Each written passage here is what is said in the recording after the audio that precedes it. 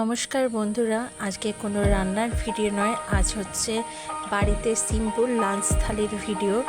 আমি কি রান্না করেছি সেটাই আপনাদের সাথে শেয়ার করতে এলাম। প্রথমেই দেখুন, আমি এখানে লেবু আর পেঁয়াজটা কাটা আছে, যেটা কম্পালসারি।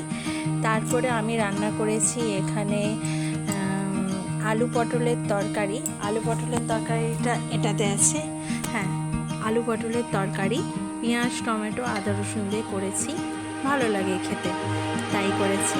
তারপরে আছে আমার এখানে চিচিঙ্গা ভাজা। চিচিঙ্গা ভাজাটা আমি করেছি পেঁয়াজ দিয়ে, পোস্ত দিয়ে, আর একটা লঙ্কা দিয়েছি, কারণ একটু ঝাল ঝাল লাগবে, খেতে ভালো লাগবে। লঙ্কাটা দেখা যাচ্ছে না, মোটামুটি ভালো লাগে খেতে। তারপরে আমি এখানে রান্না করেছি পোনা মাছের ঝাল, রুই মাছের ঝাল, টমেটো দিয়ে সর্ষে বাটা দিয়ে রুই মাছের ঝাল করেছি। আপনাদের যদি এই ভিডিওটা ভালো লাগে তাহলে